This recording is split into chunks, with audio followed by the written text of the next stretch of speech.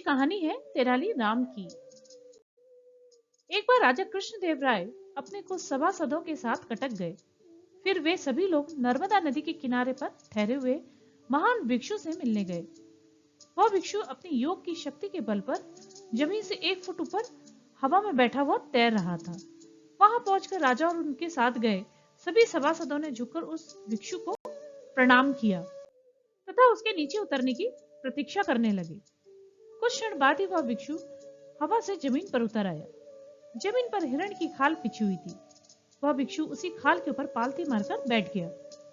फिर उसने राजा से पूछा, कृष्णदेव, कैसे हो तुम? कोई चिंता या परेशानी तो नहीं है तुम्हें? तुम्हारा चेहरा काफी उतरा हुआ है। क्या तुम पूरी तरह से खुश नहीं हो? राजा कृष्णदेव राय ने दोनों हाथ जोड़कर उस भिक्षु की बात का उत्तर देते हुए कहा, हाँ महाराज, किंतु क्या? भिक्षु ने मुस्कुराकर कहा, मैं तुम्हारी समस्या के विषय में सब कुछ जानता हूँ। मुझे पता है कि अभी हाल में ही तुमने कई लड़ाइयां लड़ी हैं। इन सभी लड़ाइयों में तुम्हें विजय भी मिली और तुमने कई प्रांतों को जीता भी है। परंतु इन सब में तुम्हारा बहुत सा धन भी खर्च हुआ है। इस खर्चे के कारण तुम्हारा राजकोष लगभग खाली हो चुका है। इसी वजह से विजयनगर आजकल वित्तीय तथा आर्थिक परेशानियों से जूझ रहा है।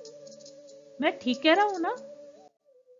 हाँ महाराज, आप बिल्कुल ठीक कह रहे हैं। आजकल विजयनगर की वित्तीय स्थिति काफी खराब है।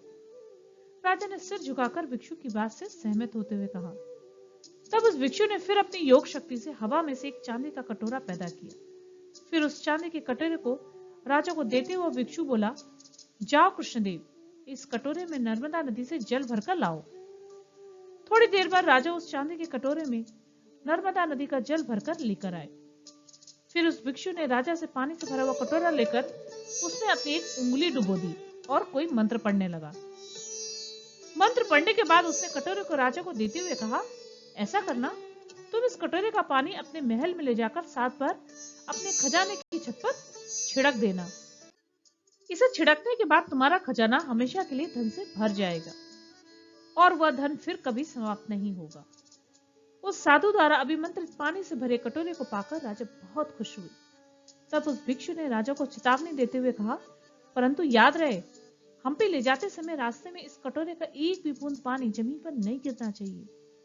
राजा ने सिर झुकाकर भिक्षु की बात मान ली और उस कटोरे को लेकर अपने साथियों के साथ वापस लौट आए।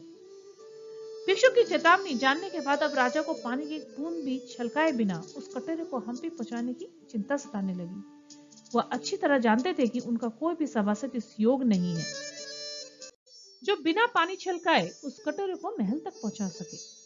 तभी राजा को तेनालीराम का ध्यान आया, परंतु प्रधान सेनापति ने उसका विरोध करते हुए कहा, महाराज, आप तेनालीराम पर इतना भरोसा मत कीजिए। वह इस जिम्मेदारी को नहीं उठा सकता। वह तो हम्पी से यहाँ तक आते समय पूरे रास्ते अपने रथ में केवल सोता हुआ आया था और अभी भी वो आपको अपने तंबू में सपनों की दुनिया में खोया हुआ मिलेगा। परंतु राजा ने प्रधान सेनापति की बात को अनसुना कर दिया और वह उस कटोरे को देने के लिए उसके तंबू की ओर चल दिए।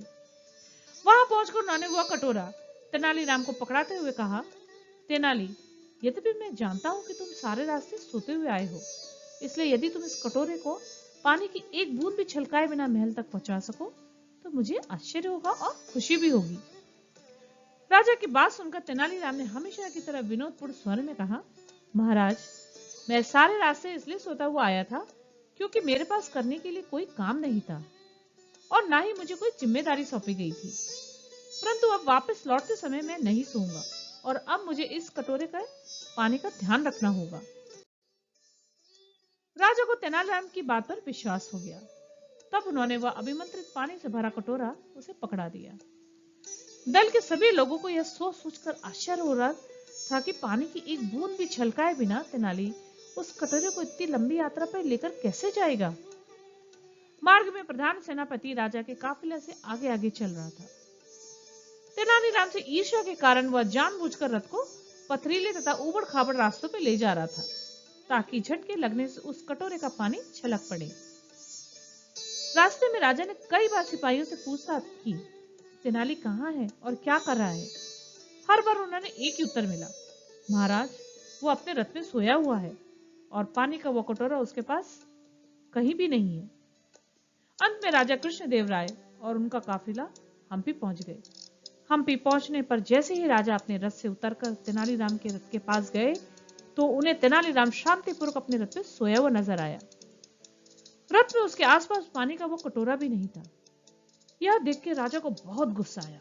वह जोर से चिल्लाए, तेनाली, तुरंत खड़े हो जाओ। मैंने तुम्हें इतनी महत्वपूर्ण जिम्मेदारी सौंपी थी, परंतु फिर भी तुमने सारे रात से सोते रहे। क्या तुम्हें अपनी जिम्मेदारी का जरा भी एहसास नहीं है? पानी का वो कटोरा कहाँ है जो साधु महाराज ने मुझे दिया था? वह मुझे नजर क्यों नहीं आ रहे हैं? राजा की आवाज सुनकर तेनालीराम हड़बड़ा के उठ खड़ा हुआ। फिर अपनी नींद से भरी आंखों को मलता हुआ वह राजा के सम्मान में थोड़ा सा झुका। इस बीच अन्य सभासद तेनालीराम को सजा मिलने की प्रतीक्षा कर रहे थे। तभी तेनाली अपने रथ से नीचे उतरा और उसकी छत पर चढ़कर कपड़े का एक बंद थैला उतार लाया। उस थैले को उसने राजा को पकड़ा दिया। यह देखकर राजा ने आश्चर्यचकित होकर तेनालीराम से पूछा, तुम मुझे यह थैला क्यों दे रहे हो? पानी का वो कटोरा कहाँ है? क्या तुमने उसका सारा पानी कहीं गिराकर कटोरे को रथ से बाहर फेंक दिया?